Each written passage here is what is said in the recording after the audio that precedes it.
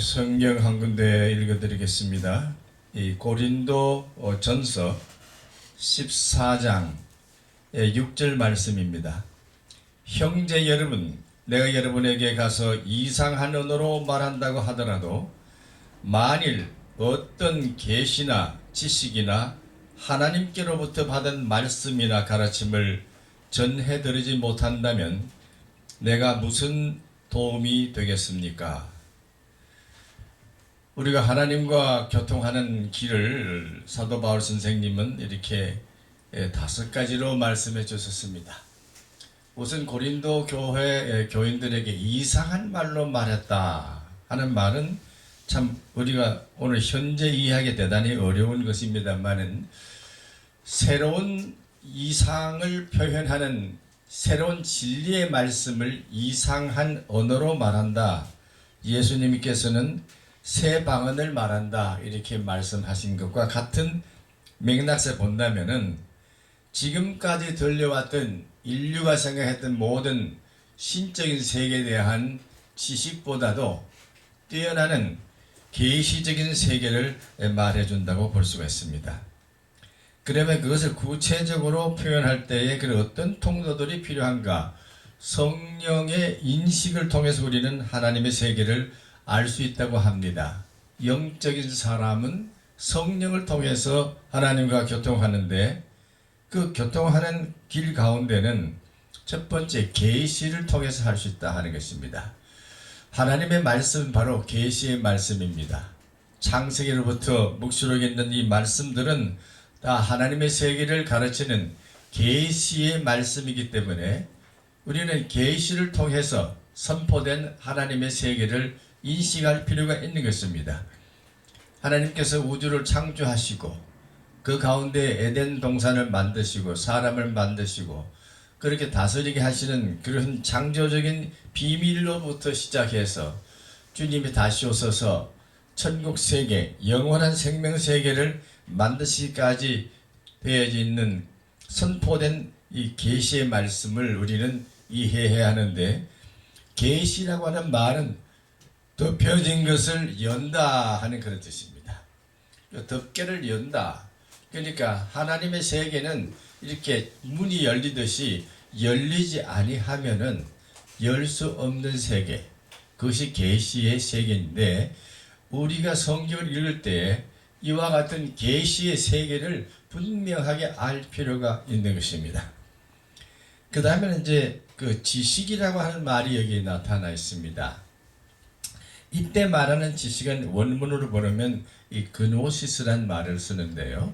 이것은 주로 신앙의 인식이다 이렇게 보는 수 있습니다. 신앙을 통하지 아니한 지식은 참된 지식이 아니다. 절대적인 하나님의 말씀으로 믿는 그 신앙, 고백하고 순종하고 순복하는 그와 같은 태도로서 고백적인 신앙을 가지지 않으면은 하나님의 지식은 나의 지식이 될 수 없는 것입니다. 이 세상 사람들은 지식을 가지고 발전해 왔지만은 많은 과학적인 지식도 때를 따라서 계속해서 이 변형되지 않고 개발되지 않으면은 올바른 지식이 될 수가 없습니다. 그러나 하나님에 관한 지식은 참으로 내가 그 말씀을 받아들이는 순간 내 영혼이 새로운 힘을 얻기 때문에 그것은 바로 신앙적 고백에 의한 신학의 지식이어야 된다 하는 말입니다.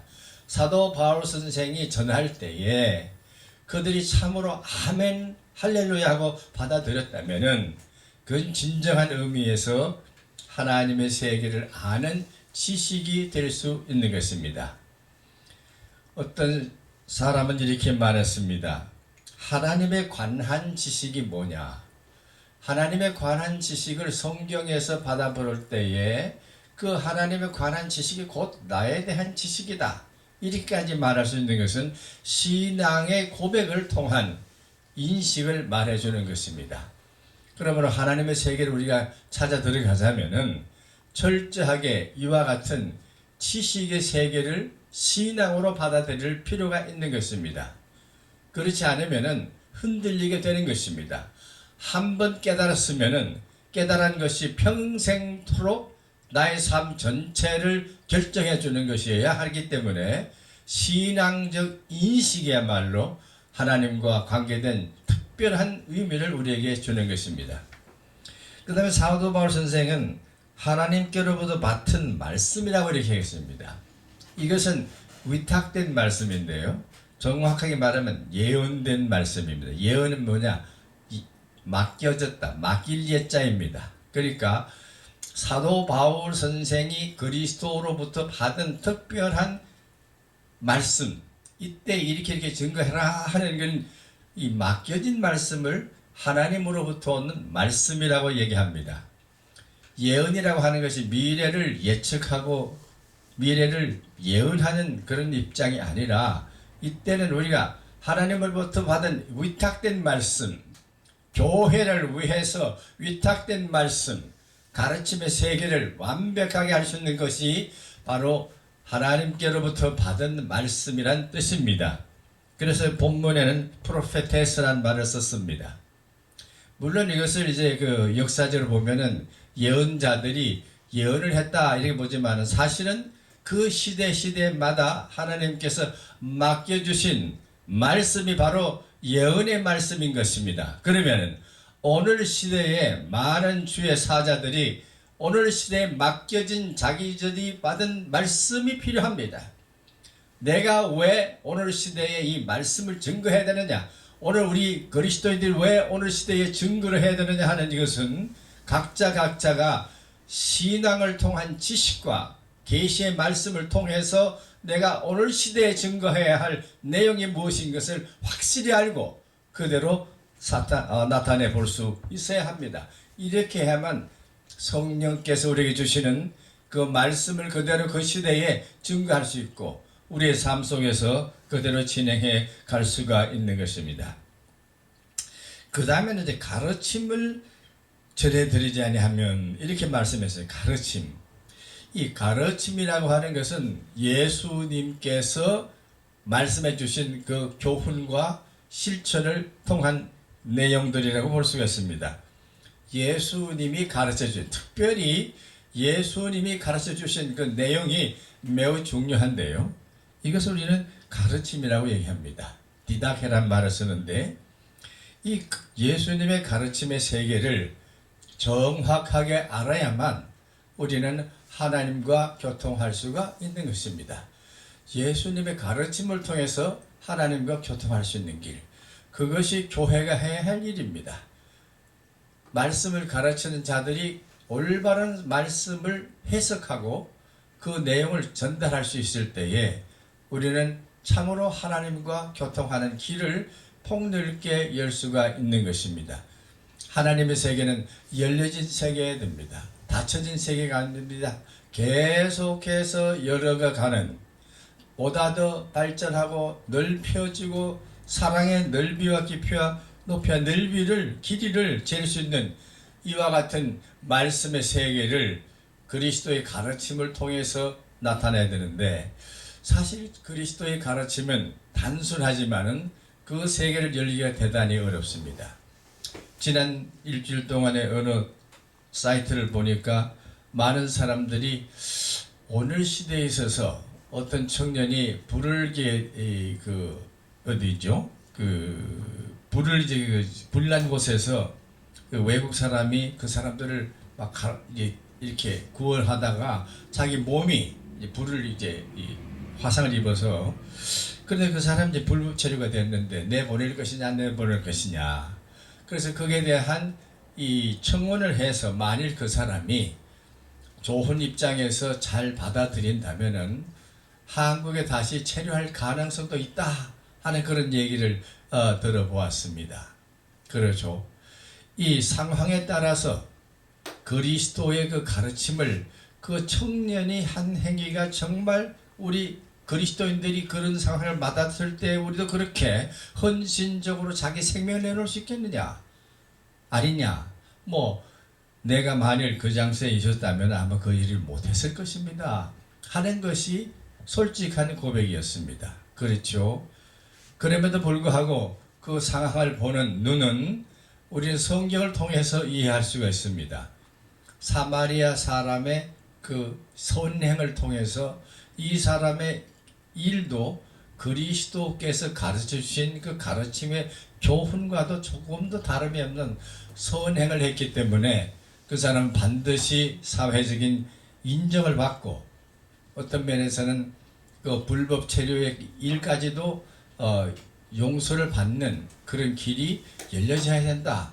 이렇게 이제 명상을 하는 것입니다. 예수님의 가르침을 구체적으로 가르칠 때에 그 말씀 자체만 가지고 우리는 대단히 이해하기 힘들지만은 그것을 우리가 다른 시각으로 볼 수가 있습니다. 예를 들면은 이 작가라고 하는 사람은 선한 사마리아 사람의 이야기를 여러 가지 다른 장르로 얼마든지 얘기를 해 나갈 수가 있을 것입니다. 그렇다면은 선한 사람들의 그 일의 표면들을 찾아본다면 그분이 예수를 믿든 안 믿든 하나님의 세계를 알든 모르든 인간의 양심에 의해서 그와 같은 선한 일을 할 수 있는 가능성을 우리는 우리 속에서 찾아볼 수가 있습니다. 예수님의 가르침의 그 폭넓은 세계를 우리가 이해하자면은 이 비유의 세계를 통해서 보이는 세계의 모든 현상들을 통해서 보이지 않는 하나님의 깊은 생명의 세계를 가르쳐주는 그 통찰의 세계, 그 이면의 세계, 영적인 세계를 우리가 이해해 드려야 되는데 참으로 성숙한 신앙은 그와 같은 그리스도의 가르침을 보다 더 폭넓게 다양하게 인식할 수가 있는 것입니다. 바라기는 우리 성도들은 그런 면에서 하나님의 말씀을 다각적으로 이해하는 데 있어서 전통적으로 생각했던 여러 가지 성경 연구의 방법들, 문자를 그대로 해석하면서도 문자 속에 있는 뜻이 무엇인 것을 파악해내는 이 들여읽기의 세계, 그게 들어가서 내 영혼이 참으로 생명의 말씀을 받아들이는 이 경청하는 마음으로 성경을 읽는 태도, 그것이 중요한데 어떤 사람은 말하기를 성경은 어떤 특별한 사람에게만 주어진 것이 아니라 읽는 사람의 것이다. 읽는 사람의 것이 성경이다. 독자의 것이다. 그렇게 말했습니다. 이것을 독법이라고 얘기하는데요. 성경을 읽는 모든 사람들, 어떤 사람이든지 성경 속에 들어가서 예수님의 가르침을 깊이 읽는 사람, 그 사람이 거기서 나오는 양식을 먹고 사는 주인공이다 하는 것입니다. 아무리 좋은 글이 많이 세상에 있다 할지라도 독자가 없다면은 그 책은, 그 글은 아무 소용이 없습니다. 주님의 말씀이 기록되어 있지만은 그 말씀 속에 들어가서 내가 그 말씀을 먹는 주인공으로서 내가 그 말씀을 이해하는 깊이가 없다면은 그 말씀은 나와 아무 관계가 없는 것입니다. 고린도 교회에 나갔던 사도 바울 선생은 이런 면에서 예수님의 가르침에 대해서 구체적으로 그분들이 말씀의 주체자가 되기를 원했던 것입니다.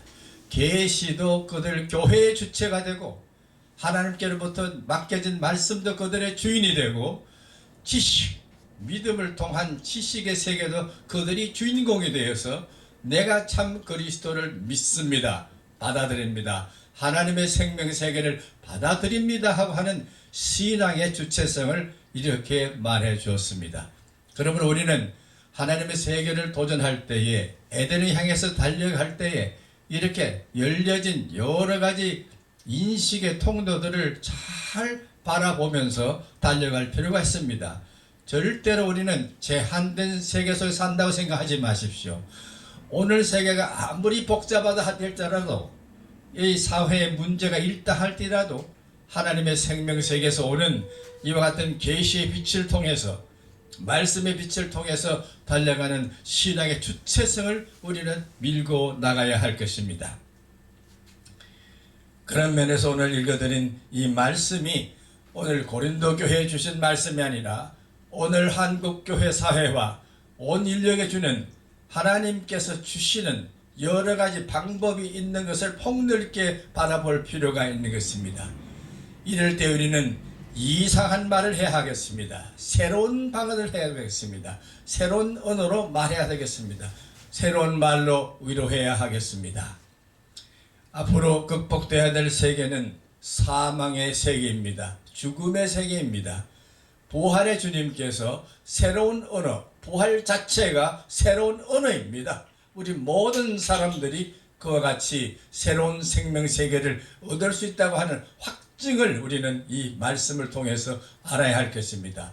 바라기는 성령이 주시는 여러 가지 다각적인 인식의 통로들을 통해서 우리는 주님께로 가고 하나님의 세계로 가고 나아가서는 에덴을 회복하는 주인공이 되어야 할 것입니다.